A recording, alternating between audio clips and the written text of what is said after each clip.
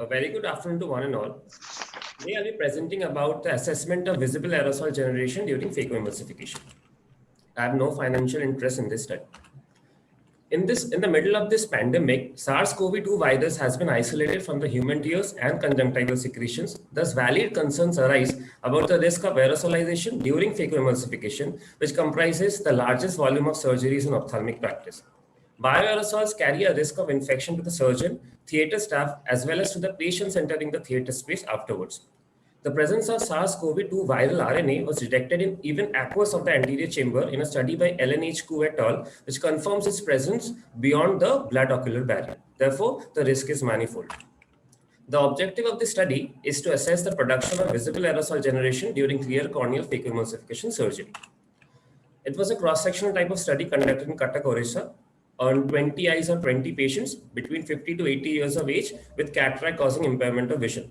Patients having ophthalmic comorbidities which may have rendered the surgery complicated or required additional maneuvers or procedures were excluded from the study.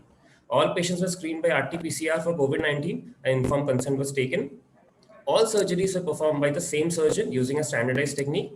A 2.2 millimeter clear corneal incision was given in 16 eyes and 2.8 millimeter incision was given in 4 eyes.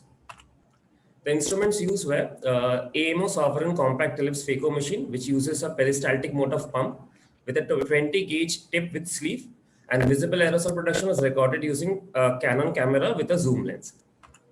This was a setup in which the camera was mounted over a tripod and kept at the head end of the bed of the patient.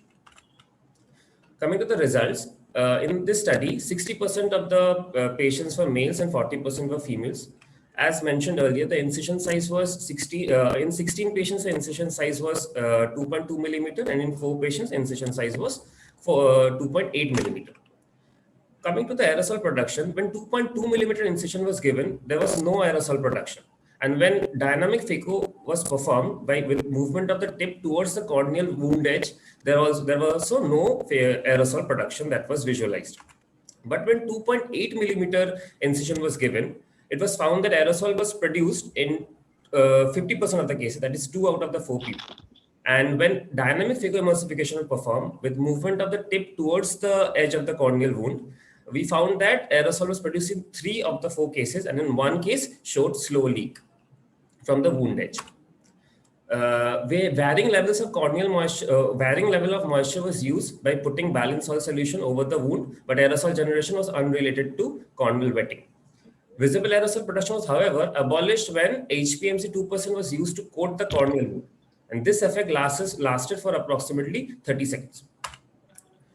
Now, coming to the discussion part, ultrasound energy during phacoemulsification in a closed chamber leads to generation of aerosol plume by 2 main processes. One is by vibration that is transmitted from the probe to the lip of the corneal wound, and second is by atomization of the fluid, which is breaking up of the fluid into droplets by the heat generated by the phacoprobe.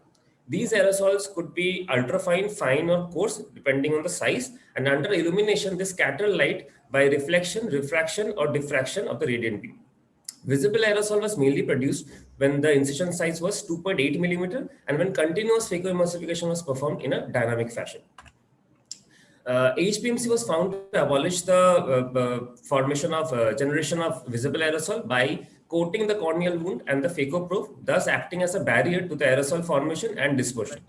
High molecular weight and elasticity of the HPMC acts as a damper to the ultrasonic energy, preventing agitation and consequent aerosolization. A study performed by Darcy et al. In a cadaveric eye with artificial anterior chamber reported a similar result. A later study performed by Dr. Simardeep Kaur et al. In UK used an optical particle counter to quantify the aerosol produced and concluded that aerosol particles size less than 10 micrometer are not produced during phacoemulsification in a live patient setting, and there was no significant effect of use of HPMC on aerosolization. But the use of irrigating aspirating balanced cell solution results in dilution of the intraocular fluid manifold, thus significantly reducing the viral load, if any, in any aerosol thus produced, hence decreasing the risk of transmission. The limitation of my study is it was a non-comparative observational type of study at a very small sample size and does not account for surgeon variability or the use of different types of phaco instruments. phaco tips or a limbal corneal incision with a clear corneal incision. To conclude, I would say that visible aerosol was produced when large corneal incision of 2.8 millimeter was used during continuous dynamic phacoemulsification and was abolished by HPMC coating. Currently, it is being researched whether viable SARS-CoV-2 viral RNA particles can be aerosolized in sufficient quantities to form an effective inoculum or transmission to the healthcare workers. Factors such as a viral load in the chamber and the constituent of the visible aerosol plume, whether it consists of BSS or intraocular fluid, is still in question. To Dr. conclude, Time's up. that emulsification can safely be performed by taking necessary precautions and with a sincere hope that the pandemic ends soon. Thank you.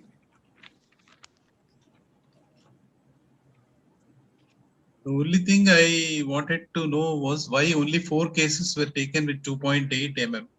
Probably the comparison would have been better if equal number of cases were divided, because other factors were quite conclusive, but here only 4 cases. And then Yes, I understand, but the study was performed in April to May, sir. So we didn't get a lot of cases because of COVID, and the few we got, we were not performing that in our college, so we had to perform it outside, sir. So it was a bit difficult to get cases.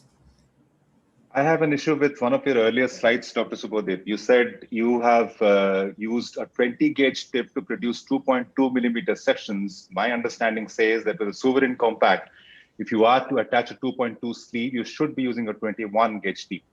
So what it shows is if you are using a 20 gauge tip with a 2.2 sleeve, the whole thickness of the thing gets so enlarged that if you're trying to introduce it to a 2.2 millimeter section, the fit is much tighter and more snug. So it is probably obvious that you're not leaving space for the aerosols to be generated. Yes. You know, so that 16 and 4 should have been 21 gauge 16 and 20 gauge 4 instead of all being used with 20 gauge tips. Okay. And the other thing that I wanted to know was, what do you mean by the dynamic movement towards the corneal wound? I didn't understand that. So what does that mean? So when the phaco tip was moved backwards towards the corneal edge, that means if the tip of the phaco was found to be at the lip of the inner corneal edge, and the vibration of the... Why would you need to do that? So during dynamic, either we do a static phaco by keeping it at the same position, or we keep moving it while creating this. So while movement, we found that due to vibration of the phaco lip, inner corneal lip, there was found to be visible aerosol. I think it's probably obvious because the sleeve gets tapered towards the end. So when you're withdrawing it, you have more space again for the aerosols to escape. Fine. Thank you. Nice presentation though. Thank you. Thank you, sir. One issue with HPMCs is that gets washed off very early. Is there any advantage using a cohesive visco to prevent this? No, I did not use it. It hampers visualization in cohesive.